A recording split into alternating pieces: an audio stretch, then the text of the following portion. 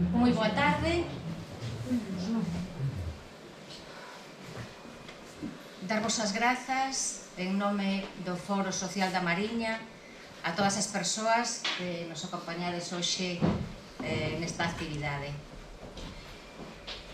Como sabedes, o Foro Social da Mariña é un colectivo que nace co obxectivo de ser un lugar de encontro, de crear debate, de analizar e profundizar en temas relacionados coa defensa de valores democráticos, dos dereitos sociais, das liberdades individuais e colectivas, ante o discurso desbocado da extrema dereita que nos ameaza.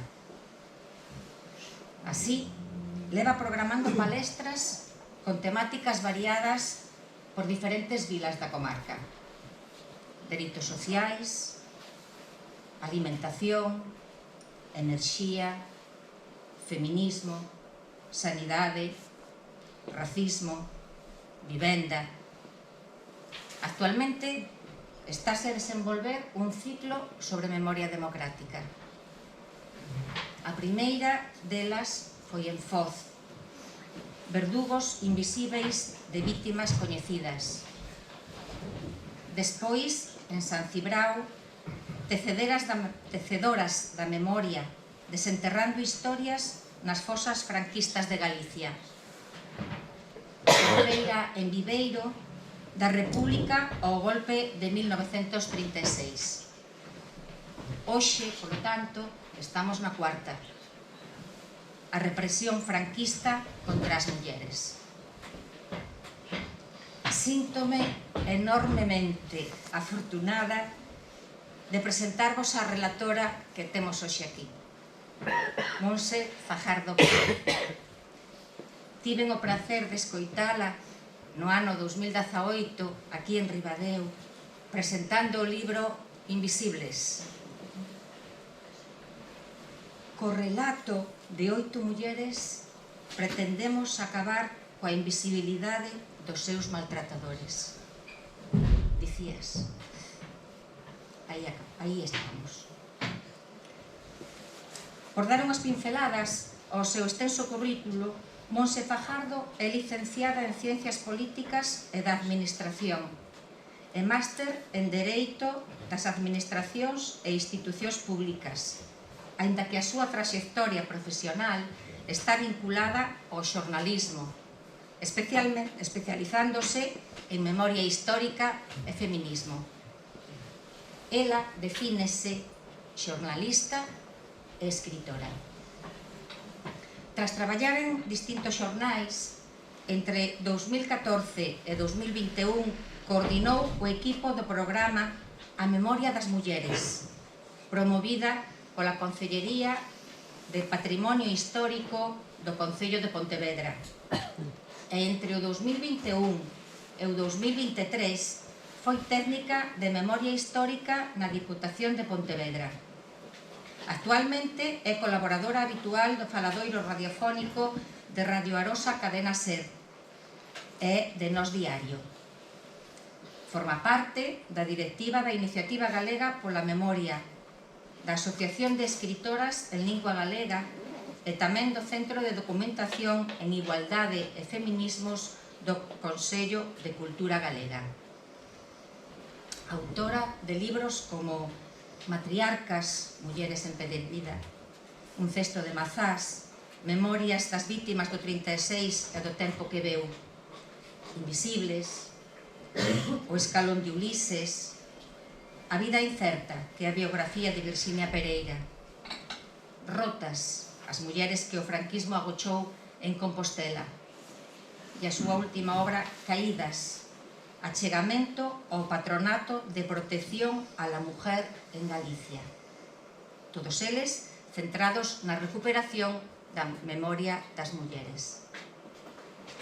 Montse di que ela está dun único lado, do das vítimas, de todas as vítimas, do único lado do que se podería estar, o das silenciadas. E sabemos que ese silencio e perpetuación do relato da ditadura seguen eivando a memoria das mulleres, o que nos impide avanzar na construción dunha historia máis xusta que esa historia tradicional e androcéntrica que as invisibilizou, que as esqueceu. Cando queiras, Monse. Pois, boa tarde.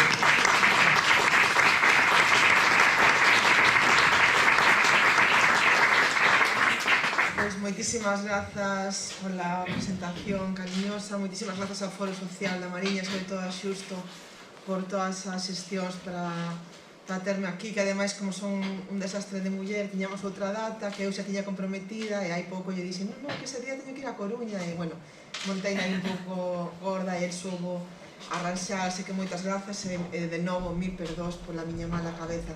Estou moi contenta de estar aquí en Ribadeo e a verdade é que estou moi sorprendida deste cheo, porque ademais sei que hai un derbi, non sou moi futboleira, pero sei que hai un derbi hoxe máximo, e decían as miñas amigas de Pontevedra, non vai ninguén, así que moitísimas grazas por preferirme a... Bueno, iba a decir a un xogador, pero non me sei ningún, así que nada, moitas grazas por estar aquí. Como ben decía na presentación, a memoria das mulleres é a máis esquecida, non, de entre a memoria das víctimas da dictadura, porque durante moito tempo, ainda que eso está empezando a cambiarse, durante moito tempo, mesmo as persoas que facían memoria histórica apuñan sempre un pouco foco nos homes que foran víctimas, porque é verdade que os homes foron a maioría no paredón, non? A maioría das víctimas, das persoas asesinadas eran homes, era a maioría nos cárceres, maioría no exilio, pero eu o que veño un pouco a defender aquí hoxe, a ver se coincides comigo, é que as mulleres tamén sufriron moito, tamén foron vítimas, tamén sufriron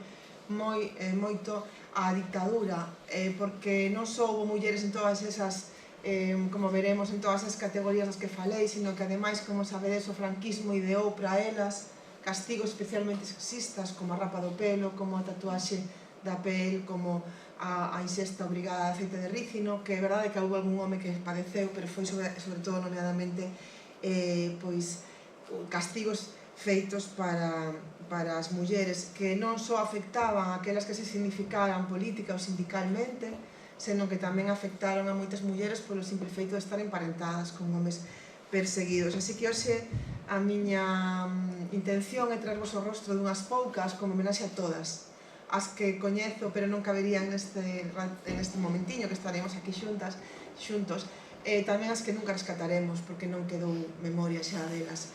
Estou moi contenta de estar en este Ribadeo resistente que resistiu naquel momento do golpe de Estado, que intentou parar o golpe e que de feito tendes nesta cidade, supoño que sabedes, ainda que un pouco de xito casual, pois unha das primeiras mulleres víctimas do golpe de Estado, que é Rosalía Alonso, que é a veciña vosa que foi asesinada, segundo recollen persoas que estudaron máis a vosa zona, porque estaba debruzada na venta cando chega o golpe, ou ese intento que tivo Ribadeo de parar os golpistas, pois ela recibiu unha bala e faleceu. O falecemento é, sen dúbida, a primeira, digamos, como a pirámide desas tipoloxías de represión, pois podemos a priori entender que, bueno, pois que é a máis grave, non?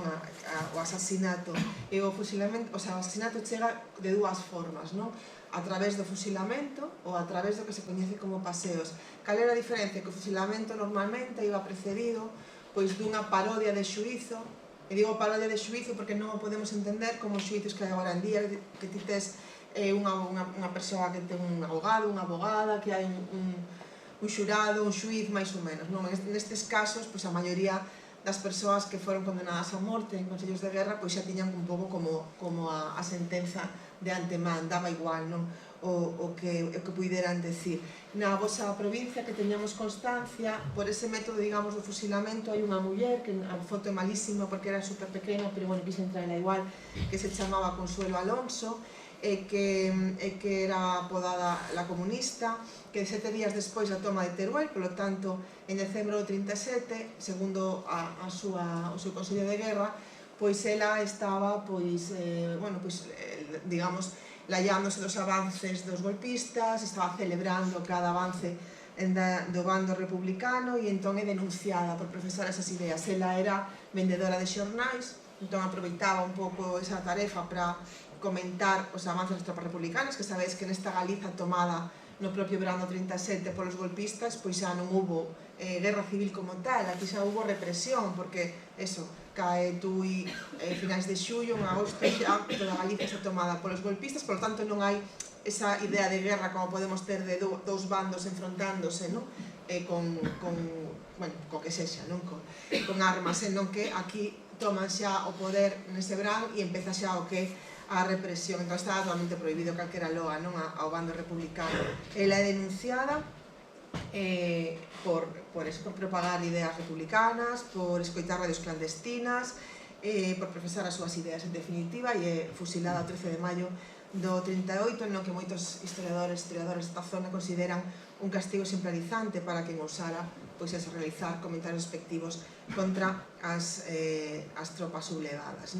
Outras ocasións, outra fórmula de asasinar homes, en este caso mulleres, era o paseo, é dicir, sacar alguén da súa casa, sacar alguén da cela na que estaba detida, pegarlle un tiro ou torturala, asasinala con distintos métodos e abandonar o seu corpo nunha gavia ou, como no caso de outra vendedora de xornais que vos traio aquí da miña zona de Vigo, Rosario Hernández Acalesa, e o seu corpo foi arroxado a ría de Vigo, que é unha das fosas comuns máis grandes que temos na Galiza e que evidentemente nunca poderemos desenterrar os corpos. A fosa de Vigo, que ademais sabedes que ali na ría de Vigo temos a illa de San Simón, que foi un campo de concentración moi importante, e hai moitísimas persoas que foron sacadas dali, asasinadas e fondeadas, moitos mariñeiros da zona do Morrazo, que era unha zona con forte presenza sindical, foron asasinados e fondeados na ría de Vigo. Ben, pois iso tamén lle pasou a esta rapaza, digo rapaza porque foi asasinada cando só tiña 20 anos.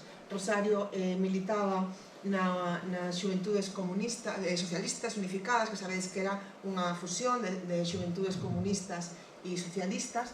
Ela era vendedora, militaba, ela sempre cando chegou a República, ela veía a República, contaba a súa familia, como un tempo en que as mulleres ian a ter máis oportunidades que tivera ela. Para ela sempre quería estudar, pero era dunha familia modesta, non puidera, entón ela vía nese tempo republicano unha oportunidade para que as mulleres puderan empezar a estudar e formarse, e era unha firme defensora da República, sempre saía, contaba ao seu sobriño, co seu abrigo vermello as manifestacións do 1º de maio. Cando se produce o golpe de Estado sabe que van a ir a por ela, fuxe, agóchase, pero atópana e levana ao frontón de Vigo. O frontón era un sitio onde se facía deportes, que despois do golpe de Estado habilítase como cárcere, porque claro, con tantas persoas detidas as cárceres xa rebosaban, entón ese espazo de deporte se converte nun cárcere. Ali está Rosario, pero unha noite un grupo de falanxistas sácana, viólana grupalmente durante varias horas,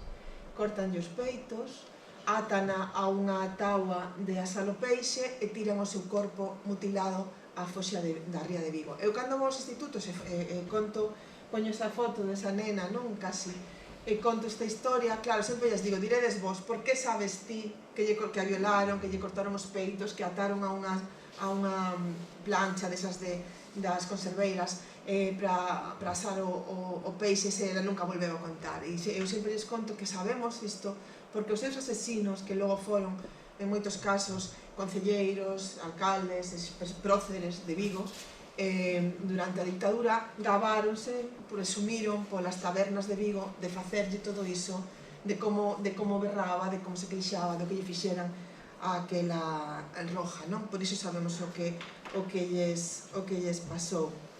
E vos tamén, na vosa provincia hai varios casos tamén de mulleres paseadas, quizáis un pouco máis coñecidas, seguro que sabedes, son as 3 mulleres asasinadas en Montecubeiro, que aí tamén vemos como familiares de homes perseguidos tamén son asasinadas, e tamén, mulleres polas súas ideas. Sabedes, que Bonifacio Sarille era o líder da Unión de Labradores, no Brando 37 logra fuxir nunha batida, e como non pasan días sen atopalo, van a pola súa familia, que logo veremos que non é unha cousa moi habitual. Ademais, a súa irmá, Carmen Sarille, que tamén creo que tiña implicación política, é asasinada o 24 de agosto, un día despois de asasinar a Virxinia Meilán Varela.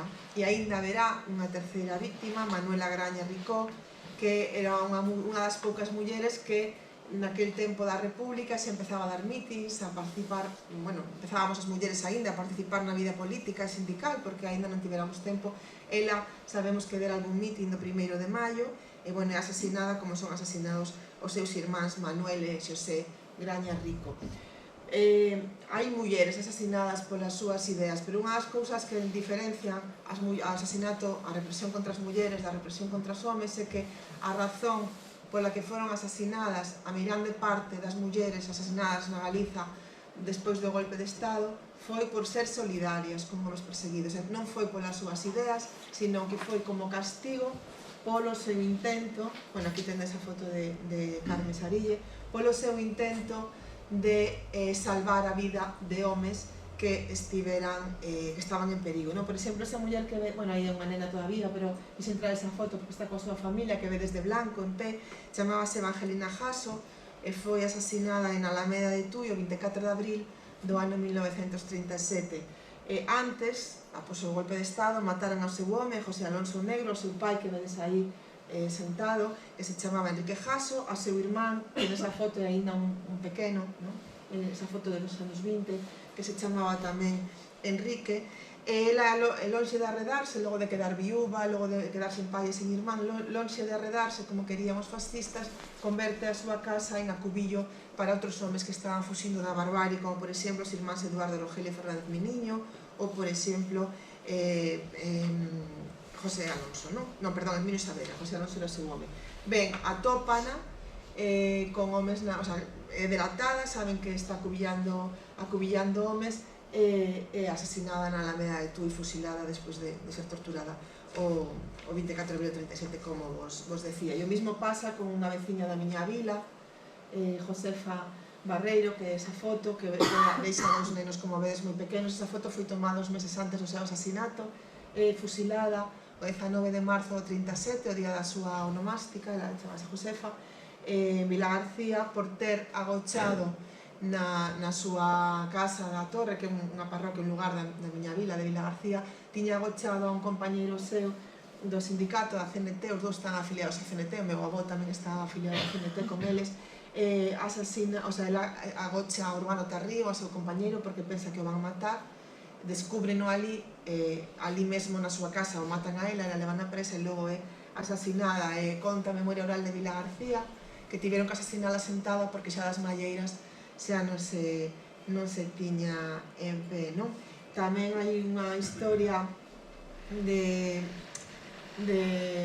asasinato, de morte, non? Na vosa provincia, na casa do Inverno. O Inverno era ese señor que vedes aí, Jesús Casas, a Casas acumado o Inverno, que bueno, era anarquista e asesinado, e logo do seu asasinato non lles chegou co castigo e van á súa casa da aldea, do Incio, para martirizar a súa muller e a súa nai, que a súa muller e a súa nai, igual que Evangelina, pois tamén tiñan agochados a varios fuxidos. Así que, cando chegan os gardas, hai unha batida, os que estaban ali, Benigno Díaz, que era un fuxido que estaba ali, firen a un dos gardas, e entón, bueno, pois, ensáñanse coas mulleres, non? Así que o 11 de maio de 39 matan a sogra de Jesús, a Carmen Maceda, e a súa muller, Anuncia Rodríguez, e o seu cuñado Antonio son levados ao cárcere, non?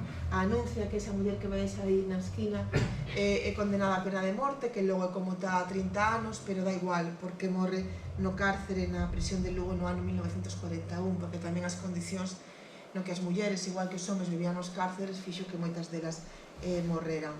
O cárcere é o segundo castigo, non, para as mulleres, ademais despois, digamos, non, despois do asasinato. Podería traer dúcias de mulleres encarceradas no noso país, hai moitísimas mulleres que foron encarceradas no noso país. Trouxen esa foto onde que non ten moita calidade, porque a muller que vedes en primeiro termo chamábase María Gómez, e foi a única muller que foi alcaldesa na Galiza durante a Segunda República. Era alcaldesa da Cañiza, da provincia, unha vila da provincia de Pontevedra. Era alcaldesa de Izquierda Republicana, que, bueno, que era unha formación bastante moderada, non era unha cousa aí, non, moi radical, pero tamén pola súa osadía de meterse en política é condenada a morte, igual que a muller que está con ela, que se chamaba Urania Mella, e era a tesoureira da Unión de Mulleres Antifascistas de Vigo, que falta fan aínda hoxe, non as mulleres antifascistas e tamén os homes. Pois por ser tesoureira da Unión de Mulleres Antifascistas tamén foi condenada a morte a seu home, matárono, Humberto Solleiro matárono, e a ela ao final tamén conmutaronlle a pena por 30 anos, igual que a María, que tamén ya conmutaron. Logo de finxir un embarazo, María, como é condenada a morte, finxe un embarazo no cárcere para intentar salvar a vida, consigue adiar a condena, non ser condenada con Antonio Mojón, con Justo More, con outra xente da corporación que é asesinada, e despois conmuta o cárcere, porque nesa misoxinia franquista, había unha cousa boa nese machismo franquista, que era que pensaban que as mulleres non pensábamos por nós mesmas, polo tanto, cando estábamos metidas en política era porque seguíamos aos nosos homes, ou aos nosos pais, ou alguén, non, pero non, porque nós non tiñamos máis cabeza. E iso fixo que a moitas se lles rebaixara a pena, ainda que as dúas estiveron presas nun dos penais contra mulleres franquistas máis duros que houbo no Estado, que foi esa Turrarán. Se alguén lle interesa esta temática, eu recomendo moitísimo un pequeno documental que está na web, que se chama Prohibido Recordar, que fixe un autor vasco, e onde falan tamén as fillas de Urania Mella, porque as fillas de Urania Mella eran moi pequenas cando a súa nai é encarcerada, son criadas pola súa avoa, pola nai do seu pai, que era unha muller da Falange, unha muller do réxime, que as educou durante os anos que ela estivo no cárcere, que foron 7 e pico, educounas na idea de que a súa nai era unha muller moi mala, roja, que pola culpa da súa nai mataran a seu pai, e cando ela sae do cárcere xa moi enferma dun tumor que a matou pouco despois, e dixolle a filla pequena, Concha, foi a vela e dixolle: son a túa nai, dasme un bico? Non. Quéresme? Non. Por que non? Porque ti dirás que és a miña nai, pero non te coñezo, a boa di que eres mala, non te quero. E entón pouco despois morre Urania, e Concha, cando é maior, dá a luz a un fillo, e de repente cando dá a luz empeza a ter ataques epilépticos, a padecer moitísimo, ata que moitos anos despois, cando o seu fillo xa é maior, un psiquiatra descubre que ela enfermara da culpa de non ter dado ese bico a súa nai, porque cando ela mesma foi nai, deuse conta do que dolía un pequeno, do que dolía a maternidade, e dixo como lle pude facer a esa miña nai, e da pena, dese trauma, pois enfermou, non? E eu conto vos esta historia, que non me moi a conto co cárcere, un pouco porque creo que é importante ter esa clara que o trauma que provocou a guerra civil, os silencios, o relato mal contado, pois herdouse de xeración en xeración, e por iso é tan importante poñerlle fin contando, facendo actos como este. Elas foron as dúas, tanto, María como Urania, encarceradas polas súas ideas, pero outras mulleres, como vos decía ao principio, foron encarceradas polo mero feito de estar emparentadas con homes perseguidos. Esa muller que vedes aí, esa foto tamén foi tomada uns días antes do golpe de Estado, na mesma semana. Esa muller que vedes aí chamábase Josefina Ruti. Eses nenos morreron hai pouco, pero esa nena, Carmiña, aínda vive, aínda pode contar en primeira persoa toda esta historia. Josefina estaba casada co alcalde republicano de Pontevedra, con Viviano Fernández Osorio Tafal, que é unha das figuras máis importantes da Galiza do século XX. Acabou sendo encargado da FAO, ele acabou exiliándose, acabou sendo encargado da FAO, loitando contra a fame no mundo, en Chile, en moitos sitios. Foi unha figura moi importante a nivel internacional logo do exilio, pero a súa muller, cando se produce o golpe de Estado, ele era alcalde de Pontevedra e é nomeado subsecretario de Gobernación, antes de producirse o golpe de Estado, cando hai as últimas eleccións da Fronte Popular, el é nomeado subsecretario de Gobernación, pola Fronte Popular, e, polo tanto, a familia marcha a Madrid.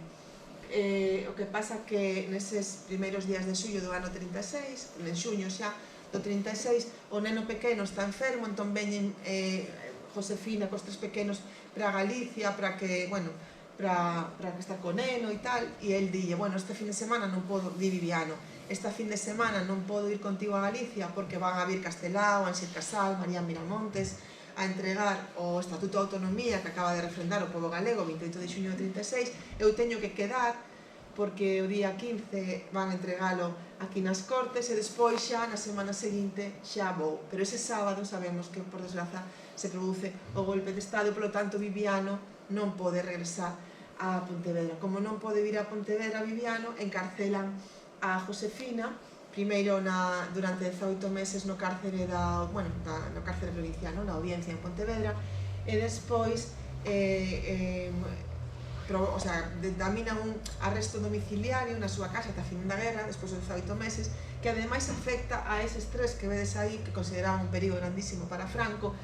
Os 4 son obrigados a estar na súa casa, nunha das rúas principais de Pontevedra, Benito Corval, que xusto daba esa casualidade de que estaba xusto en riba do cuartel dos cívicos. Entón sempre, agora Joselín, que é o maior, José Ángel morreu, pero sempre contaba que él lembraba perfectamente o ruido da motocicleta que os cívicos encendían para agochar os berros das persoas que estaban torturando e mesmo matando, por exemplo, un odontólogo pontevedrés, a Blas Barsky, de orixe xudea, mataron nese lugar. E tamén era un lugar onde se rapaba a moitas mulleres. Dentro do malo que pasou Josefina, porque nunca volveu a estar con Viviano, isto ten outra historia, porque Viviano marcha ao exilio, casa con outra, en fin, outra historia, non? Eso non quita que Viviano fora un gran científico, pero, como home de Josefina, tivo así as súas...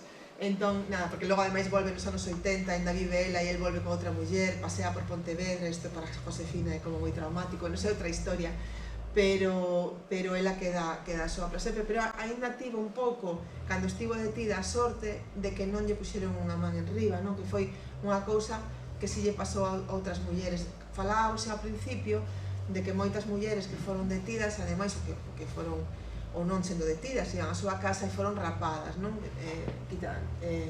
Rapábanlles o pelo, ás veces deixabanlle unha guedella onde lle puñan a bandeira rojigualda, non? Para torturalas un poquinho máis, non? Non temos moitísimas fotos de mulleres galegas rapadas, pero trouxemos algunha hai. Esta, por exemplo, que creo que é a máis impactante, non sei se a coñece, é bastante coñecida. Juana Otero é unha muller de Vilagarcía, da miña vila, que estaba emparentada co alcalde tamén republicano da miña vila, Pido Villaverde, que tamén foi, como Viviano, foi diputado tamén nas Cortes Republicanas.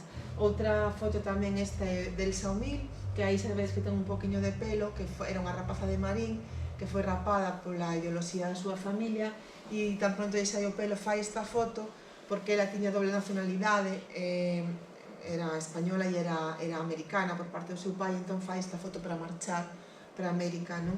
A través do consulado e fuxir de toda a persecución que estaba padecendo a súa familia. E logo, nese programa Memoria das Mulleres, do que falabas antes, atopamos nun caixón esta foto de Encarna Silva, que se vos fixar, que era tamén este home que vedes aquí, Santiago Bazarra, era o líder dos socialistas en Marín. Entón, como él estaba afiliado ao Partido Socialista, era ademais un dos seus dirixentes, foron a pola súa daquela moza, logo muller, e raparonlle o pelo. Aquí, claro, trouxen así grande, se a recortamos, vese perfectamente, se vos fixades por aquí, vese perfectamente hai todavía os rastros do rasurado, e ademais vese a trenza, que era unha cosa que me contou o seu fillo que facía. Cando rapaban as mulleres daquela levábase moito a trenza, entón o que facían os falanxistas era cortarles a trenza, despois un pouco rasuralas, e logo moitas delas guardaban esa trenza e ben a levaban cun pano, decía unha bailando non detrás para fingir que non lle cortaran, ou ben facían o que fai aquí en Encarna, que poñela como suxeita con unhas pinzas a modo de diadema, non? Esta foto que atopamos, que é así, pequeniña, e que atopamos nese proxecto importante do Concello de Pontevedra, non? De facer, a importancia tamén de facer políticas públicas de memoria, que nos permitiu ir casa por casa rebuscando nos caixóns, é moi importante porque ademais se fixo un día en que Encarna e outras mulleres foron a visitar aos seus homes que estaban traballando nun batallón de traballos forzados construindo unha estrada que vai de Covelo a Lama, non? Preto de Pontevedra. É dicir, que moitas das bellas estradas que temos todavía no país foron construídas con man de obra esclava, non? Que a veces parece que foi o Val dos Caídos e tal, pero tamén no país temos a moitos homes que foron obrigados a traballar sen outra contraprestación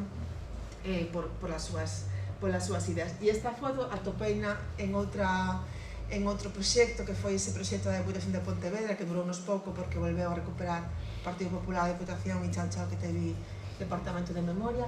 Esa muller aínda vivía cando ela morreu, pouco despois, pero aínda vivía cando cando nos prestaron a foto. Nieves Martínez era filla tamén dun concelleiro socialista de Marín, e tamén foron a rapala pola idea do seu pai, polas ideas do seu pai levaron detido, e a ela e a súa irmán, que eran unhas nenas, rapáronas. E ela era moi presumida, entón, cando empezou a sair o peliño, foi correndo, pegou así para atrás, como vedes aí, e foi correndo a un estudo para que lle fixeron a foto, porque xa se volvía a ver ben, non? Que ela mirouse moi mal durante moitos meses, e cando xa volveu a verse ben, o primeiro que fixo foi quitar esta foto, que a mí me parecía tamén que, aínda que xa tivera o pelo, non, que era unha foto moi emblemática. Logo fixose perruqueira, e preguntei se era por iso, e dixo, non sabería dicirche, pero bueno, sempre foi moi coqueta, e logo desa foto fixose perruqueira. É dicir, algunha foto así relacionada coa rapa temos no país, non? En moitos casos non era só a rapa, sino era a humillación que chegaba despois. Por exemplo, esta muller que vedes aí, Custodia Gama, que era de Pontevedra, foi rapada e logo foi obrigada a pasear por Pontevedra cun cartel que decía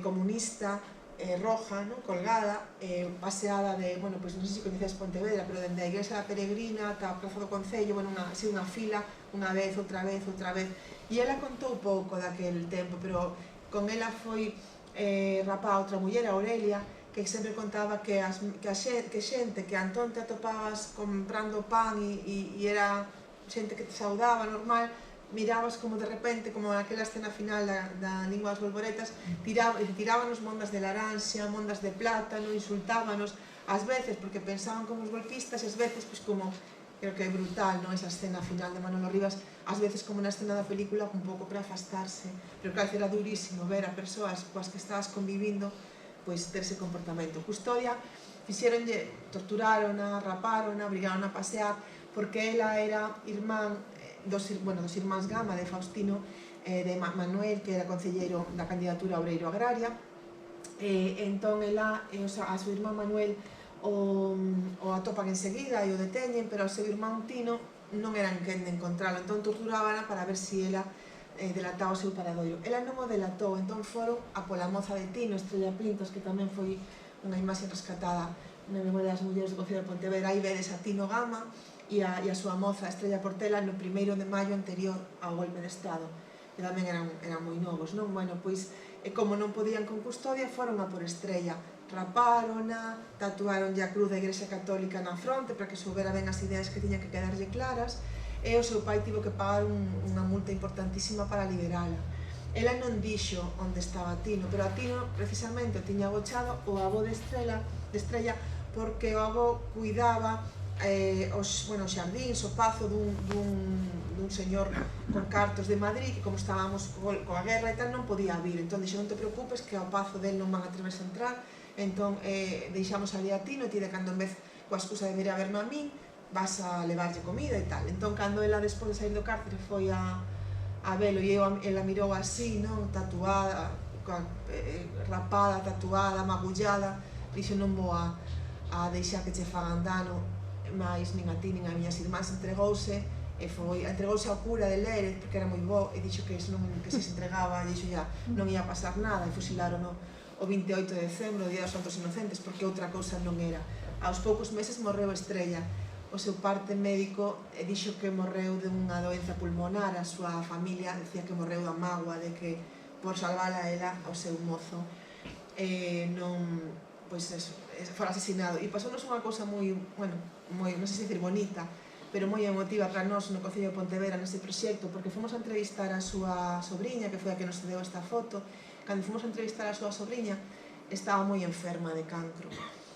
Contónos a historia, cando marchamos, díxolle a seu home que a ela lle gustaría estar enterrada coa súa tía, e efectivamente morreu, enterraron e mandaron unha carta ao xornal contando que, gracias a ese proxecto, que ela puidera recuperar a memoria dos seus e que fora, ao final, enterrada coa súa tía, que nos pareceu algo, pois como moi emotivo, non? Esa última historia que ela deixou.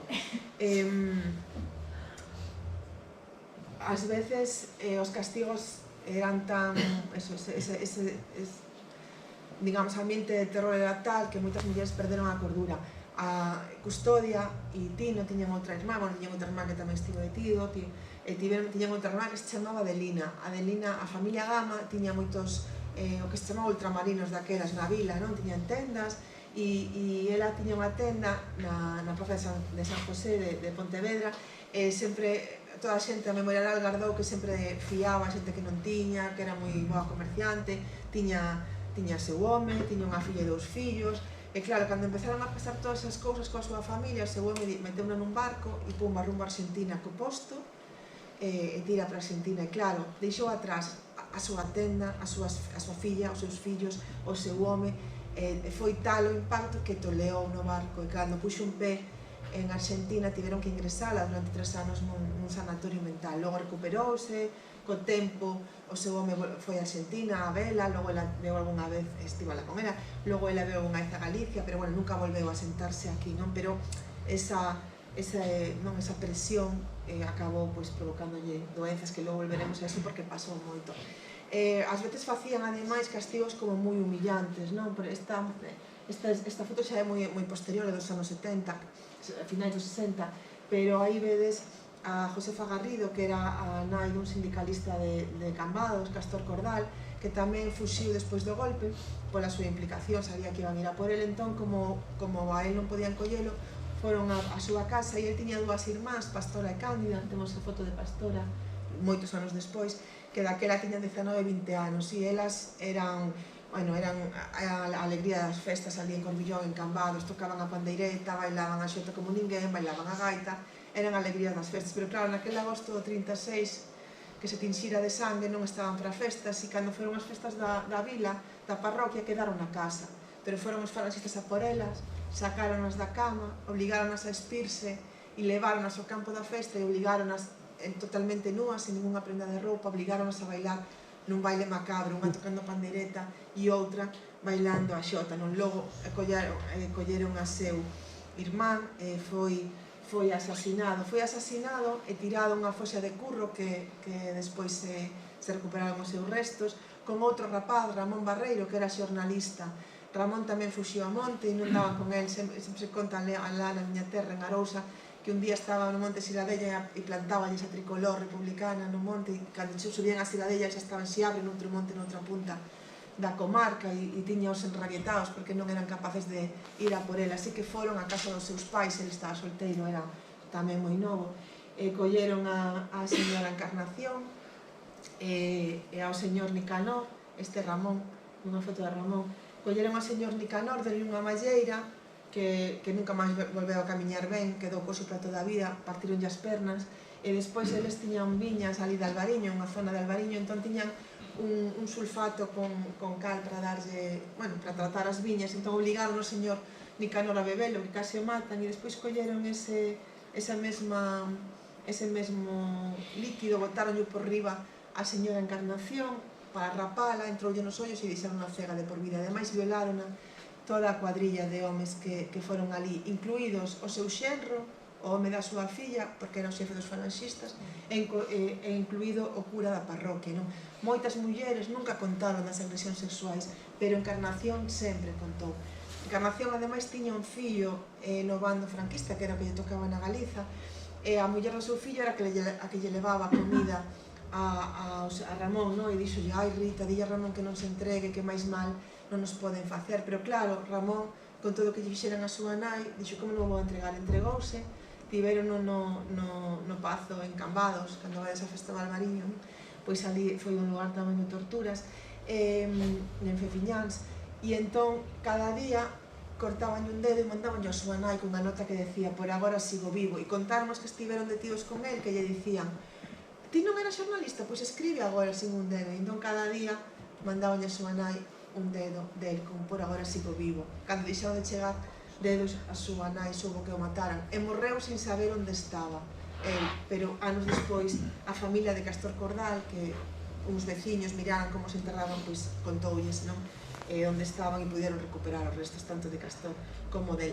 Foi tan terrible todo isto que conto, sei que é terrible, que como vos decía, moitas mulleres acabaron toleando, e o caso máis coñecido, non, é o de Coralia e Maruxa Fandiño Ricard, as dúas Marías de Compostela, que eu sempre que vou aos institutos tamén lles digo, eu teño broches, anéis, teño moitísimo merchandising das Dúas Marías, pero sempre lles digo a toda a rapazada que son moito máis que unha icona, non son unha icona turística, son moito máis que detrás delas está pois esa historia de represión. Os seus irmáns eran anarquistas, tamén querían collelos, entón ian a por elas, sacábanas de noite, tamén espíanas, levábanas ao monte e non as traían ata a mañá seguinte. Non vos podo decir se as violaron, porque elas nunca contaron, pero sí que os podo decir que a veciñanza contaba iso, non? Que ian pola noite, sacábanas da cama, obligábanas a espirse e ata o día seguinte non chegaban de volta coa batida de falanxistas. Podemos imaginar o que padeceron estas mulleres, non? Pero sempre lles digo que cando eu poño un pin das Dúas Marías, poño un pin da resistencia antifranquista, non? Que é moito máis que unha icona turística. E conto todas estas historias das mulleres, das familias represaliadas, gracias a esta muller que eu entrevistei para ese primeiro libro para matriarcas, Carmen Meaños, que son moi pesadas, sempre conto a súa historia porque yo prometín. Ela decía, eu tiven que morrer con 10 anos, que foi cando mataron a seu pai, a Antonio Meaños, o 15 de agosto do 36, o veciño da casa do lado, sinaloulle a súa porta un grupo de falanxistas de Pontevedra, creemos que eran, e foron a Portucho por Antonio Meaños porque era sindicalista dos mariñeiros. El traballaba atando barcos, era mariñeiro, e entón pois era sindicalista e non lles gustaba os falanxistas. Foron por él, sacaron, estaba Carmen na cama, a súa filla metida na cama coa súa nai e seu pai, sacaron a seu pai e a súa nai, Manuela Buín, colleu nas a ela e a seu irmán Tucho, que era ainda máis pequeno, deixounos coa súa nai e marchou correndo a Vila García. Estaban en Carril, que son como 3,5 km, e baixou correndo a Vila García para pedirlle a Damaso Carrasco, ao xefe do seu home, que logo tamén estivo preso, que mirara por el, pero xa de camiño atopou o corpo do seu home con un tiro na cabeza e o doutro neineiro de Luis Ingul. Manuela toleou e acabou a súa vida ingresada no manicomio de Conso. Non vou a chamar sanatorio mental porque era un manicomio. Por eso, por Manuela é que eu fixen ese libro que ti falabas antes, Rotas, non? Que escudei os expedientes de moitas mulleres que acabaron ingresadas en Conxo por non soportar a dor da barbarie franquista, ou tamén porque non estaban cumprindo ese rol de nai, esposa católica que indicaba o franquismo. E vemos tamén expedientes en Conxo de mulleres que din que eu quero ser mestra, que me deixe, non? E o seu pai di, esta nena está descarreirada, esta nena non está ben da cabeza, porque quería ser mestra. Ou hai un caso, un expediente dunha rapaza que di que queda lendo polas noites ata moi tarde, e que madruga moito e logo lê polas noites, e non, está empeñada en estudar, esta nena non está ben da cabeza, non quere casar, está empeñada en estudar. E esa era a razón para que mulleres acabaran en Conxo. E se eras pobre e acababas en Conxo, te pasaba o que pasou a Manuela, que morreu dunha enfermidade gástrica no ano 50, é dicir, morreu prácticamente de fame 4 anos despois de ser ingresada. A súa filla, Carmen, que eu coñecín cando ainda traballaba no Faro, que estaba poñendo un monumento en Vila García ás persoas asesinadas como o seu pai, e ela díxome, si, está moi ben que faledes do meu pai, que faledes dos que marcharon, esa foi a expresión que utilizou, pero cando ides falar das que quedaron? Cando ides de falar da miña nai, que quedou tola, estaba en Conxo recortando todas as fotos dos homes que saían no xornal, así fora Franco, así fora o gobernador civil, porque na súa tolemia ela en cada rostro vía do meu pai. Cando ides falar de min, que eu tiña 10 anos, acabei servindo por teito e por comida, porque ni siquiera soldo me daban, porque quedei sin casa, quedei sin nada. Me decía, por comida e pouca, porque a señora sempre me puña un candeado na ola do caldo, logo de que eu pelaba pataca, non fora que cando fervese a pataca comera un cacho, non? Entón ela contaba para cando unha historia das que quedaron, e as que quedaron foi o primeiro texto que eu fixen para o Concello de Pontevedra na súa memoria. Ela que encantaba ir á escola e non podeu volver a ir á escola porque non deixaban entrar na súa escola a nenas de rojos. Pasou yo mismo a Josefina Cordal, a irmán de Castor, ese home que, acordades que as súas irmáns foron obrigadas a bailar espidas, pois a máis pequena, que tiña 7 anos daquela, non a deixaron volver a entrar na escola, porque en esa escola non entraban nenas de familias de rojos. E ela contaba, agora xa non está, pero entrevisteina e contábame que miraba pola fiestra da escola como as súas compañeiras facían os números. Ela non a deixaban entrar, pero todos os días iba á escola a mirar pola fiestra. E a súa nai lle decía, pero muller, Josefina, non te rebaixes máis, non vayas alá, e ela iba igual ata que a mestra veía e a botaba mesmo da mental. E outras mulleres, como Maruja Reirís, que tamén nos deixou hai pouco, que tamén era unha nena, cando mataron ao seu irmán, que era tenente alcalde de Vilanova, Paco Reirís, e que estaba tan tolo que pedía cousas como media oriña para as traballadoras da conserveira que daban a luz para que poderan aleitar as súas criaturas, e eso se recolle no seu consello de guerra. Que pedía este, que nin fillos tiña, que andaba ele a tocarle as narices aos conserveiros para que dixeran media hora, e foi fusilado, foi asesinado o 7 de abril. A súa nai intentou por todos os métodos que non o asasinaran, e de feito vendeu cantaleira, decía Maruja, ti sabes onde está? Imaginade, o camping de non sei que, esa terra era nosa, e vendeu na miña nai un falangista que lle dixo que ia salvar a vida do meu irmán. Mal vendeu todas as súas terras e nunca lle salvaron a vida. E a Maruja deixaban a entrar na clase, pero puñan de costas as outras rapazas mirando para a parede, e mentras as outras facían o silabario, ela bordaba, porque lle decían, borda moitos panos, que aínda vos queda moito por chorar, decíalle aquela mestra falangista. E con isto vos quería decir que na miña idea, desde o meu punto de vista, todas as mulleres foron víctimas, comentaba hoxe tamén na radio, non todas as mulleres foron víctimas da dictadura, mesmo as que defenderon ao bando golpista. Eu creo que incluso as xeracións que chegamos despois fomos víctimas da dictadura, porque as mulleres estábamos aquí na República, empezando a votar, empezando a participar na vida política sindical. Esa foto é do 1º de maio do 36 en Pontevedra, e pasamos a estar aquí baixo o xugo de institucións como a sección femenina. Decía Pilar Primo de Rivera, non? La única misión que tienen asignada as mujeres na tarea de la patria é el hogar. Se acabara o desexo de moitas mestras republicanas de que as mulleres estudáramos, non?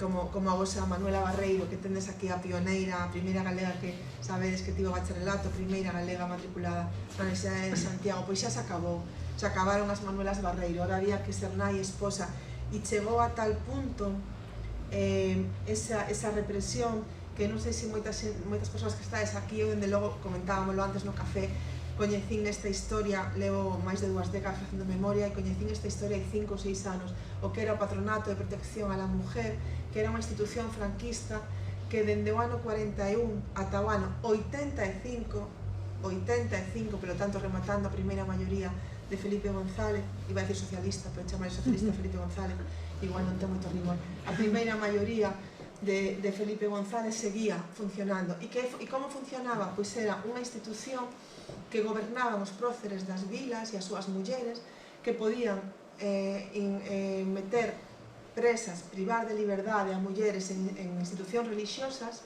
entre os 16 e os 25 anos. Eles decían que era para afastar as mulleres dos vicios da prostitución, pero agora que temos acceso aos arquivos, Caídas fala un pouco diso, vemos que non chegaba a 2 de cada 10 mulleres as que tiñan unha relación coa prostitución. Castigábase as mulleres que pensaban distinto, que vestían distinto. Castigábase a nenas que quedaran embarazadas tras unha violación dos seus pais, dos seus curmáns, de alguén da familia. Elas quedaban embarazadas do abuso e elas eran as castigadas, as encerradas en institucións religiosas que ademais eran maltratadas, que ademais eran explotadas laboralmente. Eso daría para outra conferencia, pero é importante que o único, temos xa localizadas como 15 máis ou menos congregacións religiosas, instalacións religiosas nas 4 provincias onde se pechaban mulleres, pero na vosa provincia, en Lugo, fíxose un reformatorio ad hoc para o Patronato, que era Nuestra Señora de los Ojos Grandes en Lugo, que foi unha instalación que se fixo e que tamén gobernaron as monxas. Preguntábame esta mañán na radio, mira, vas a falar da Iglesia Católica? E dice, non se pode deixar de falar da Iglesia Católica si falas en calquera tempo da represión contra as mulleres. Mais alá da postura que pudera ter calquer cura particular ou calquera monxa particular, que non me vou meter, a Iglesia como institución foi unha ferramenta imprescindible para represaliar mulleres durante o franquismo. Así que se acabou aquela idea de que tiña a República, de que todas as nenas e que todos os nenos tiñan dereito a ir á escola, independentemente dos cartos que había na casa. Para iso facían os roupeiros, para iso facían os comedores escolares, non? A ensinanza libre de balde. Cando vou ao colexio digo, é que a República instalou a ensinanza libre de balde. Me te dixo unha cousa. E cando les explico que era unha cousa moi pioneira en Europa, que daquela había que ter cartos para ir á escola, pois claro, sorpréndelles, non? Acabouse iso, as mulleres xa non tiñamos por que ir á escola, porque había que aprender a pasar o ferro, a bordar, a facer 4 contas e pouco máis. E se íamos, pois nos ensenaban cousas propias da nosa... Eu xa sei que para algunhas de vos son unha señora maior, para outros non tanto, pero eu aínda tive fogar no instituto. Eu fago un punto de cruz que flipades todavía, porque os nenos da miña clase facían eléctrica, electrónica, e eu facía fogar e aprendín a bordar e a cousas así. Acabouse o sono republicano, de muestras como esa muller, esa foto pareceme preciosa. Estou rindo moitísimo, perdón. María Vázquez, mestra en Miño, que foi tamén brutalmente asesinada o 18 de agosto de 2006, porque foi unhas poucas mulleres durante a República tamén deu mítines, e ela tiña dúas teimas como mestra, os dereitos da muller e a necesidade de que todas as nenas foran á escola. Foi asesinada e tamén lle cortaron os peitos, que era unha cosa que copiaban da Guerra de África e que era un pouco como quitar de feminidade a quen ousara comportarse como un home, non dando mítines e sendo militando no partido. Esta foto pareceme preciosa. Eu tive unha oportunidade maravillosa cando fixen un cesto de mazás de entrevistar algunhas daquelas alumnas que tiña María. Unha contaba que o falanxista, despois un dos falanxistas que matou a María, chegou coas botas cheas de sangue e entón manchaba e pasou por diante dunhas nenas que estaban xogando, que eran alumnas dela, e lles dixo: vedes estas pegada? Pois esta é o sangue da súa mestra. E díxome esa alumna, pero ningunha pegada foi tan fonda como aquela dixo en nós. Me pareceu algo precioso para todas as mestras, ex-mestras que estades aquí. Como nas mulleres non íamos á escola, pois claro, chegou un tempo no principio do século IX de cada vez galegas non sabían ler nin escribir, contra eso quería loitar a República. Todo ese soño acabou e entón as mulleres pois acabaron traballando en traballos moi duros, non, e moi mal remunerados. Aí, por exemplo, vemos a eles dirixindo e elas facendo unha estrada en Pontevedra, non? Ou estivando xa a miña avoa materna, Pepita, que ten muitísimo que ver tamén con esta teima miña de facer memoria, era estivadora do sal, é dicir, carretaba en riba, como digo, eleva o peso da vida, carretaba en riba dos seus sombreiros, en riba da súa cabeza, cestas nas que levaba o sal ou tellas desde o porto ata os almacés, non? Ese traballo, logo, durante moitísimo tempo, era tan pesado que fixeron sempre homes, non? Pero miña avoa non sabía ler nin escribir e tiña que ser estivadora do sal.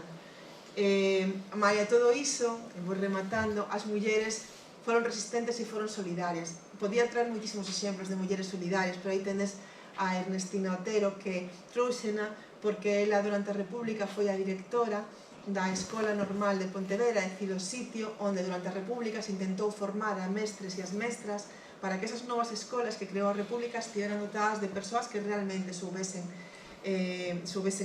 coñecementos e tamén estivesen moito mellor pagadas, non? Ben, pois esa escola normal que formaba mestres e mestras, que está ali o edificio en Pontevedra, da Deputación, no tempo posterior ao golpe de Estado foi un cárcere onde estiveron, entre outros, Alexandre Bóveda ou Víctor Casas, ou, bueno, algúns dos próceres, non? Do nacionalismo galego e de outras ideoloxías. E Ernestina foi apartada da súa cátedra, foi apartada ata finais dos anos 50 das aulas, e malia iso, ela converteu a rebotica familiar de Redondela nunha especie de tinturería onde lavaba as roupas de presos da illa de San Simón. E Josefina Ruti, lembrades, a muller do alcalde republicano que estivera presa, malia todo esa dor, abriu o panteón familiar para que acollese os restos de moitísimos asesinados, como o seu amigo Paulo Novás, asesinado o 12 de novembro, que tamén era mestre, que non tiñan onde ser enterrados. Ela non quería que acabaran nunha gavia. Cando abrían logo aos 5 anos os restos, ela non quería que acabasen por aí en fosas comuns. E eu estive nese panteón familiar e hai todavía dúcias de restos de persoas represaliadas. O alcalde de Marín, Antonio Blanco, estivo aí. O alcalde de Bueu, Xoán Carballeira, que máis era poeta, estivo aí. Ela, que pode parecer un aceno menor, pero nese momento en que eras unha muller marcada por roja, abrirte o panteón familiar para recoller os restos das persoas asesinadas, pois para min é un xesto ben solidario e ben resistente. Tamén a guerrilla, non me vou a deter moito, aí tendes tamén mulleres da vosa provincia, Celia da Ferraría, que foi asesinada, porque as mulleres cando eran enlaces da guerrilla, aínda di Kiko, que aínda vive o guerrilleiro, sin mulleres non habería guerrilla, porque as mulleres eran as que estaban, eles estaban arriba, cos fusís, pero elas estaban na vila, levando malleiras dos gardas, tendendo a roupa de certo xeito para avisar que os gardas subían, e moitas delas, cando eran sorprendidas, tiñan que subir ao monte e foron asesinadas, non? Esta foto sei que é terrible, pero facían os propios gardas para demostrar que mataron a Celia da Ferrería ou a Xosefa Lúa tamén, que foi asinada con ela, que non trouxen a foto porque é ainda máis desagradable, que foi tamén queimada, e despois, ademais de que torturaran e mataran a seu fillo, e o seu fillo nas torturas dixo onde era o agocho dos guerrilleiros, e ali atoparon muitísima información, e foi o que acabou tamén coa vida da súa propia nai. E de Celia, o Josefa Penabaz, que era a muller que levaba moito tempo separada do Gardarríos, que era un guerrilleiro, mais as tres mulleres de Luis Trigochao, que se chamaba Gardarríos, as tres sufriron a represión. A primeira, que era a nai dos seus fillos, Josefa Penabaz, estivo presa coa súa nai, con outras mulleres da súa familia, coincidiu ali coa segunda muller, da que non teño foto, Encarnación Loureiro, e despois, cando por fin, no ano 48, unha batida logra matar ao Gardarríos, matan tamén a súa terceira compañera. Temos a foto malísima porque é unha foto pequena dun grupo e sacámola ali, pero bueno, Antonia Díaz foi asesinada tamén nesa batida. Todos foron resistentes. Enriqueta Otero creo que non necesita moito contar, non? Militante do PC, loitou durante a guerra, estaba en Madrid, apoiou o bando republicano, foi detida no golpe do socialista Casado, que puxo fin, que precipitou a caída do bando republicano, onde que, bueno, sabemos que moito non ia durar, non? Pero ela, bueno, fixo un motín para intentar manter a resistencia, despois foi torturada, e logo, bueno, pois non a deixaban exercer como mestra, pero ela tiña un carriño onde ia polas vilas levando a cultura, como aquelas misións pedagóxicas da República que ela apoiaba e que morrera para sempre. E quixen traervos tamén unha foto moito máis actual para un pouco manter que Ribadeo seguiu durante moito tempo sendo resistente, non? Aí tendes a Pepa Bahamonde, que foi mestra aquí en Ribadeo e que sabedes que no ano 1981 foi suspendida de emprego e soldo por dar aulas en galego. Quixen traer a Pepa, que normalmente non a meto nesta charla, porque, bueno, un pouco para deixar esa semente de que Ribadeo foi durante todo o tempo resistente, non? Quero pensar con mulleres como Enriqueta, mulleres tamén como quen digo por aquí tamén, mulleres como Pepa. Por último, eu creo que unha das cousas máis resistentes que hai é a memoria, non? Por iso vos trouxen esta foto, que eu creo que é un dos grandes monumentos da Galiza, de memoria da Galiza. Esa muller que vedes aí chamábase Cinta Rei, era a nai de Víctor Casas, o secretario do Partido Galeguista, que foi asesinado en Pontevedra 12 de novembro de 1936. Foi asesinado, fusilado contra esa árbore. E ela, que vivía na Coruña, cada verán ia a Pontevedra a visitar o sitio onde o seu fillo foi fusilado, que é un sitio en Pollo, na Caira, que se converteu en tal lugar de peregrinaxe que a dictadura arramblou co sitio, empezou a fusilar no outro lado, construíuse ali casas e arramblou, porque isto era un mausoleo. E esta é unha das poucas fotos que temos desa zona da Caira. Esta foto fixolla a súa gran amiga Amalia Álvarez, a viúva de Alexandre Bóveda, que, como non sabedes, tamén pai do nacionalismo galego, fusilado 17 de agosto do ano 36, por iso Castelao decidiu que ese sería o noso día da Galiza Mártir, non? Para mí unha data ben importante. E iban as dúas a ese sitio onde foran fusilados ambos, e nun deses días Amalia guardou unhas cascas do piñeiro onde vertera o seu sangue Alexandre, que quedaron para sempre na casa e que agora forman parte, non, da nosa memoria colectiva e tamén da Fundación Alexandre Bóveda. E remato con esta foto, que debe saber pesada, remata xa que esta foto xa miramos, sei que a mirastes, pero eu vos dixen que non existían moitas fotos de mulleres rapadas, porque claro, rapaban, que o maior que facían era poñer o pano, botar case a manta por riba, chorar e esperar a que lle crecera o pelo ou agochalo, non? Pero esta muller da miña vila non quixo agochalo. Esta muller na miña vila, cando chegou ela e a súa irmán do cartel dos cívicos, a súa irmán meteuse na cama a chorar, e ela tiña un curmán que tiña unha cámara de fotos e díxolle ao curmán: faime unha foto para que a historia nunca esqueza que nos fixeron. Faime unha foto para que a historia nunca esqueza que nos fixeron. A historia esquecería o que lle fixeron a todas estas mulleres e a tantas outras, se non era xente riquiña como a vos, que organiza actos como a este, que está aquí aturándome máis de unha hora. Así que, por elas, por min, moi obrigado.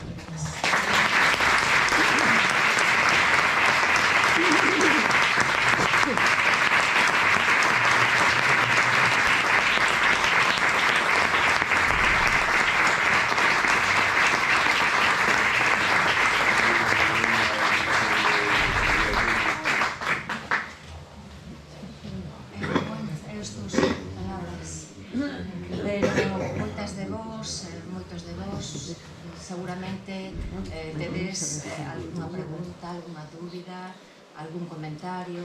Nos abrimos ahora un tempiño para que vos faledes. Mira, Espera un momentillo, hai unha má. Despois vas ter aí... sí, bueno, antes de nada, parabéns, porque isto é facer xusticia. Entón, eu quería preguntar pola foto do cartaz. Está que do corazón.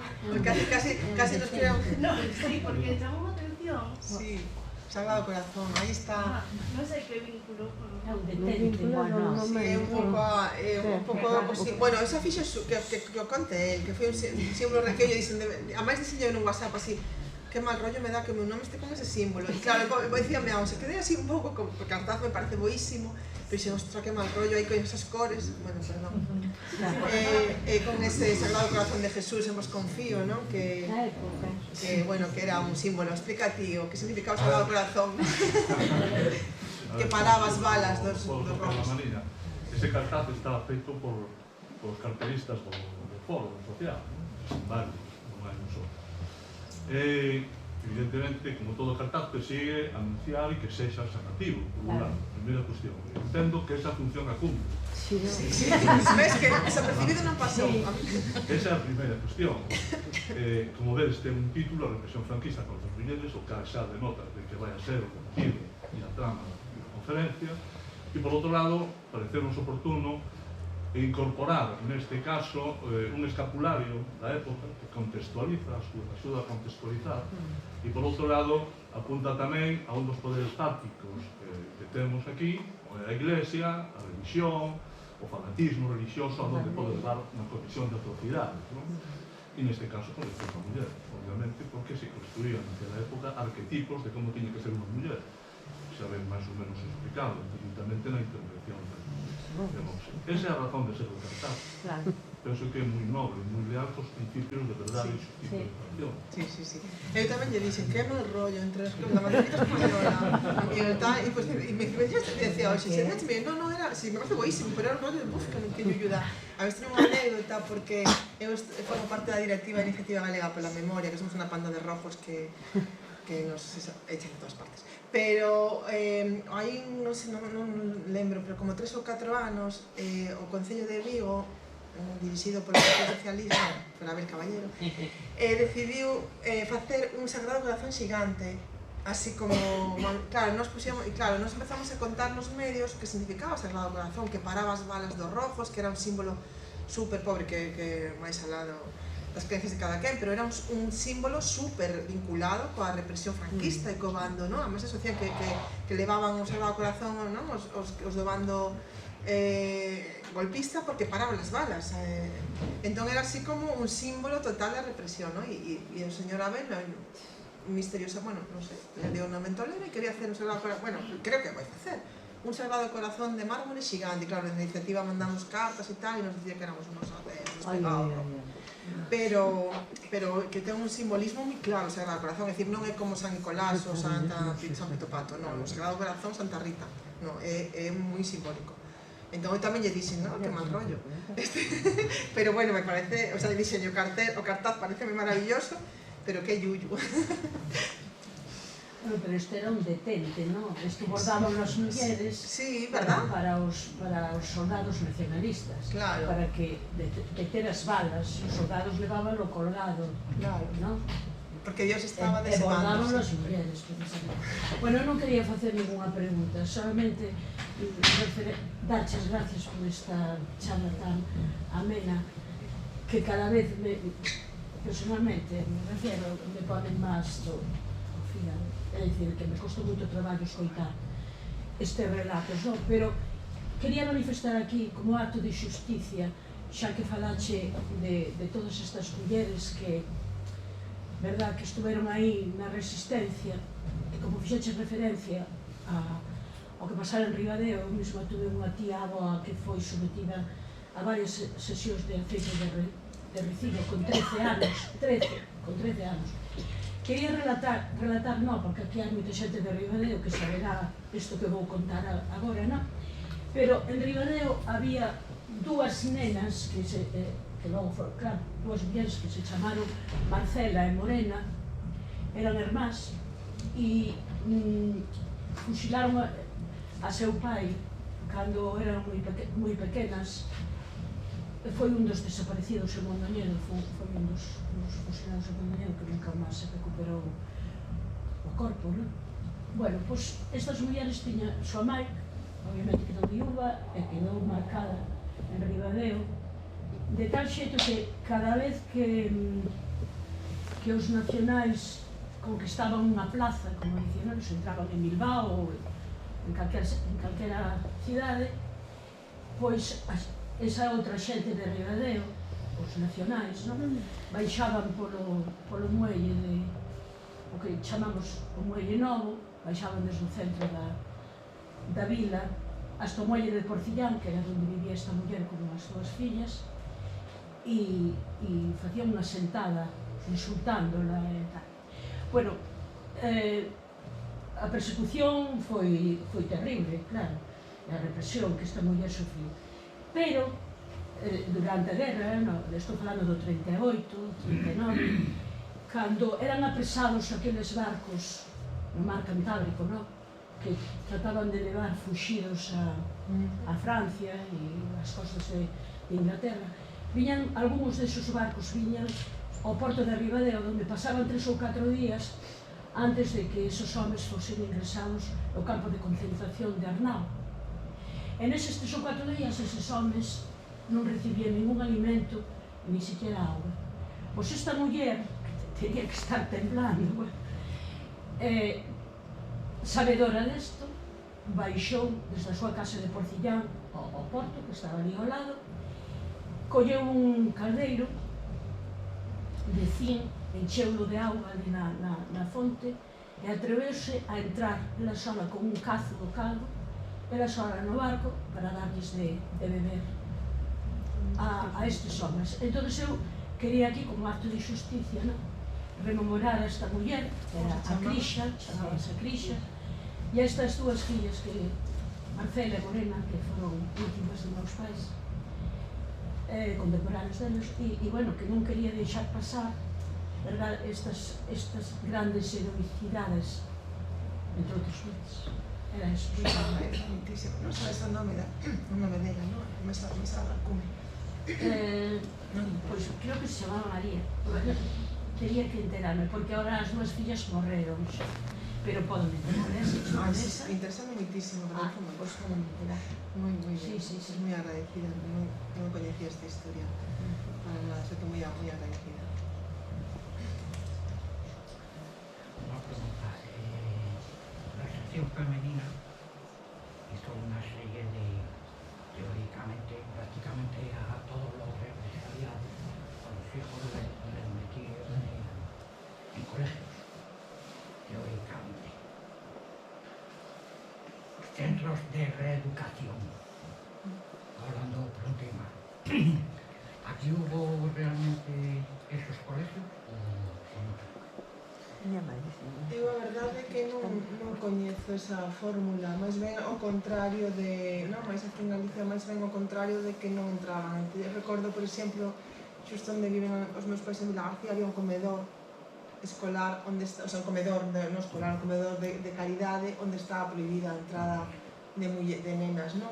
Máis ben eu coñezo a prohibición, e logo coñezo o tema do patronato e tamén o tribunal de menores, onde padecían sobre todo as nenas os mesmos rigores que no patronato, ¿no? Cando a mellor orfas de, efectivamente. Yo te hablo porque, por ejemplo, en Castilla, la zona que yo conozco, y he leído más sobre ello, había unos centros determinados que a los hijos de los desviados, a las niñas, un sitio, otro, las niñas se encargaba la sección femenina, monjas, en colegios, sí, sería como un tribunal en internados, sí, donde recibían una reeducación, sí, era una como serie de castigos que aquí no es conveniente comentar. Xa. Bueno, era como no patronato ás veces sí que había compartían estancias con nenas máis pequenas que venían ao tribunal de menores, pois eso, porque o seu pai estaba preso ou porque o seu pai fora asesinado ou tiña algún tipo que disfrazaba sempre a igrexa de caridade cristiana e efectivamente había unha fórmula de represión, tamén había traballo escravo entre as nenas e de feito, non sei se lembrades a Eva García de la Torre que foi alcaldesa no Porriño que bueno, hubo foi así bastante polémico porque hubo unha moción do que era unha especie de mareo así da esquerda co Partido Popular e bueno, votaron na da alcaldía e aos poucos días deu un infarto e morreu desgraciadamente como alcaldesa de Lugo hai pouco. Pois ela estivo nun tribunal de menores desde moi pequena, agora a súa viúva está intentando que se xa declarada víctima do franquismo, ela desde moi pequena tamén foi sometida a traballo escravo e despois, no ano 78, xusto o ano que se aprobaba a Constitución, foi sometida a un tribunal por estar namorada de outra muller. Estivo no patronato tamén, quer dizer que sí que sei que hai algunha nena que quedou sin pais que acaba nun colexio de monxas e que o trato do colexio de monxas pois é similar ao que recibía o patronato, pero a sección femenina estaba máis no que non tiña demasiada relación co patronato, co que é o cuidado nos centros, aquí en Galicia polo menos, sino co que eles chamaban asociacións de reeducación, que era a Acción Católica e tal, que mandaban informes ao patronato de, por exemplo, cando vas a... Bueno, aquí en Ribadeo, por certo, tiñades unha... que é unha cousa curiosísima, tiñades unha junta local del patronato, porque o patronato tiña juntas provinciais, en Pontevedra tiñamos a Junta Provincial de Vigo, en Coruña non había juntas provinciais, en Ourense tampouco, e en Lugo había ata 10, e unha delas era aquí en Ribadeo, a junta local. E aí sí que, sección femenina, acción católica, o que decían era as praias, as nenas, as mulleres non se xunten cos homes, as mulleres deben de poñer un albornozo ao sair da auga, ou nos cines, que ainda recordamos o tema do acomodador, nos cines non te podías xuntar moito, nos bailes non te podías pegar, e esas guardias da moralidade que estaban vixiando esas zonas que consideraban de perigo para o patronato, sí que ás veces eran de sección femenina ou de acción católica. Pero a mí, aquí en Galicia, por lo menos non me consta que elas estivesen dentro desas institucións. Si, por exemplo, unha das fillas de que ainda vive, Amalia, a filla póstuma de Alexandre Bóveda, estaba a súa nai embarazada dela cando fusilan, sí que foi levada a un colexio de Renfe, porque a súa nai era funcionaria, e que tiña contas entre ela, que tiña 8 ou 9 anos, e unha vez foi Franco a esa vila, encerrárona a ela e outras fillas de rojos, porque, claro, podía atentar contra Franco unha nena de 9 anos, entón, sí que estiveron sempre marcadas de ese xeito, non? Pero, bueno, esa vinculación tan exacta, eu non a conozco, pero pode ser, Lo del encierro me parece normal, porque yo he conocido a gente que encerraban. Claro, si eu a homes así maiores, sí, pero claro, unha nena de 9 anos nun colexio encerrada porque atentaba contra Franco. Yo que estoy hablando de los 70 y en Madrid. Bueno, tamén, claro. Ese que ha pasado en la cárcel, Eso tamén. porque venía un extranjero y como era represaliado, llegaba de comisaría y le decían, ala, a pasar 2 noches en comisaría hasta que se van del extranjero. Claro. Sí, logo no que se chama transición, tenemos aí tamén moitas mulleres encarceradas, Marisa Vázquez Márquez, bueno, hai moitos exemplos tamén de mulleres represaliadas a todos anos, que a veces é verdade que nos quedamos aí na guerrilla ata os 50 e nos 70 houve moita muller Saria Labau por apoiar manifestacións de obreiros, non? Bueno, pois hai moitas mulleres que pasaron por os cárceres como son nos anos 70. Yo te preguntaba esto porque uno de los requisitos de la sección femenina precisamente era realizar más... Que logo Pilar Primo de Rivera tiña unha vida que non iba moito porque predicaba, pero bueno. Prácticamente aquí habrá muchas diarios. Sí, claro. La canastilla. La canastilla, sí. Eu quero facerche unha pregunta. Sí. Antes dúas premisas. Eu sou neofalante, entón pediche perdón por os erros que vou a cometer. Tamén entendo castellano. Falas moi ben. Bueno, a segunda, miña admiración por os teus traballos de investigación e las publicacións que tens, que he tenido a fortuna de lerlos. Moitas gracias. Está ben falar das mulleres represaliadas para que non caigan en esquecimiento la represión que hubo con Franco, con los falangistas, la Guardia Civil, la Iglesia Católica. Todo está moi ben. Pero eu penso, e estou seguro, que as mulleres en la República e despois da República tuvieron una doble pena, ¿no? Aparte de la represión, la poca consideración que tenía por parte de los hombres, incluso Por aquí unha temporada, estamos en Totalmente de el acuerdo. ámbito feminista actualmente. Entonces, yo pienso que es un debate que ainda non está bien feito. Se intenta diluir el tema del machismo que había en la zona progresista. ¿Entiendes? Y que es importante sacarlo al debate para que el progresismo de hoy en día, los hombres, pues seamos educados y consideremos que a las personas hay que considerarlas por su inteligencia, por su valía, por su entrega, por su militarismo, independientemente del sexo. Entonces, como tú eres una feminista activa, Correcto. si tienes algo Radical. estudiado sobre esto, Sí, sí. que De feito, eu fixen os textos e comisariei unha exposición que se chama Sinaladas, que fixo a Deputación da Coruña e que agora fixo aí en 2020, se non recordo mal, 21, un pouco despois da pandemia, e que agora está retomando.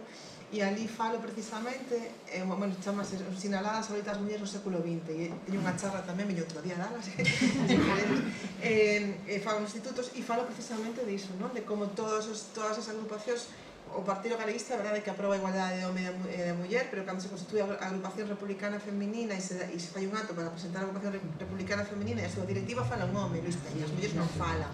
O Partido Comunista decía que loita das mulleres cando se libere a clase obreira e as mulleres quedarían liberadas. A dereita utilizou para que non avanzase o movimento obreiro, é dicir, a masonería que eran tan enrollados, pois as mulleres estábamos prácticamente prohibidas, algunha hubo, a María Ernesto, por exemplo, tamén na Galiza, pero que tamén estábamos prohibidas. Cando a Revolución Francesa, cando a igualdade, o dereito dos cidadáns, o dereito que non hai esclavitud, o dereito do neno, e di Olympe de Gouges, que seguro que digo mal, perdón, as que sepan francés, e di, estupendo, dereito da muller e o niño, las guillotina, como di Carne.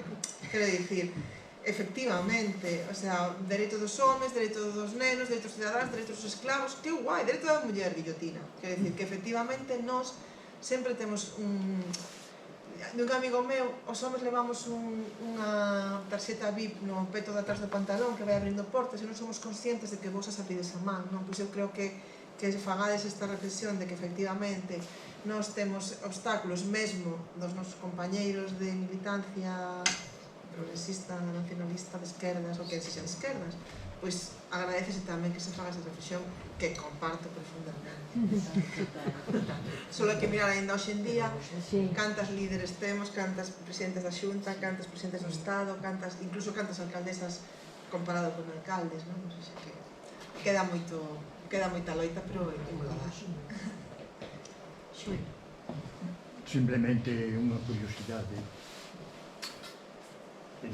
Non sei se entendí moi ben, ou mellor non. Cando o alcalde de Pontevedra recala en Madrid e non regresa porque ten que agardar que chegue Castelao, pareceume entender que Anxo Casado. Si, o alcalde de Compostela tamén foi ali, María Miramontes. Entón, entrama a confusión de Porque Anxo volve e el non. exactamente, por que volve Anxo? Ou como? Pois hai, cando eso hai unha vida incerta tamén, hai Castelao conta ás veces que porque de feito hai unha cosa que eu fixo unha biografía sobre Virxinia Pereira e a min extrañábame por que Virxinia viaxa con Castelao ese día, porque non acostumaba a ir con ela a Madrid, non sei se é porque, bueno, acaba, o sea, morrera ese neno uns anos atrás e estaba soa, se era porque era unha data moi histórica que levaba un estatuto ou se era porque Castelao levaba tempo ventando aires de guerra, xa. E Castelao conta que ele dixo a Anxo Casal que esperase, que non marchase, que esperase a ver como iban as cousas, pero segundo conta el, pois que Anxo dixo que el era o alcalde de Compostela e tiña que estar en Compostela coa súa vida, non? Coa súa xente. Claro, non sei, a verdade é que non estudei É unha boa razón. Profundamente a Anxo e a María, pero eso que o honra máis aínda do nivel que todos. Si, Anxo Casal é outro personajazo e María, si, e María, non? Igual xa. Pensei como fago. Agora me parece que se tes 18 anos o pensas en clave X e que tes que ser de extrema dereita porque senón non es mozo, que a mí parece demasiado tópico, pero bueno, sí que é certo que está tendo acollida, ou polo menos ninguna época, ni ningún sector social se volcou 100% con unha posición ou con outra, pero sí que están logrando dar a sensación, pois a minhas cifras non me sei, pero bueno, de que a mocidade de agora que se deixa embaucar moito máis polas redes sociais e que o negacionismo e tal e cual, polo que fomos escoitando e polo que lembro de ver noticias sobre intervencións túas noutros foros, tes visitado moitos centros educativos aquí en Ribadeo, que non tens feito, en moitas ocasións. Que ambiente se respira nos institutos? Realmente estás empezando a ver ese cambio, pero non é pa tanto, ou si que é pa moito, ou como, porque, insisto, se facemos caso ahora, apartamos que eran máis que de 60 anos, como máis que de la media de idade. Bueno, hai un xente moza por aí, Si, non, bueno, pues, perdón, igual, cheguei tarde, non quero molestar ni ofender, pero quero dicir que se nos deixamos levar por ese tópico, a casilla que veñen os mozos agora que van, eu non me trago esa bola, esa trola, esa fake, pero que me máis traballo, todo hai que decirlo.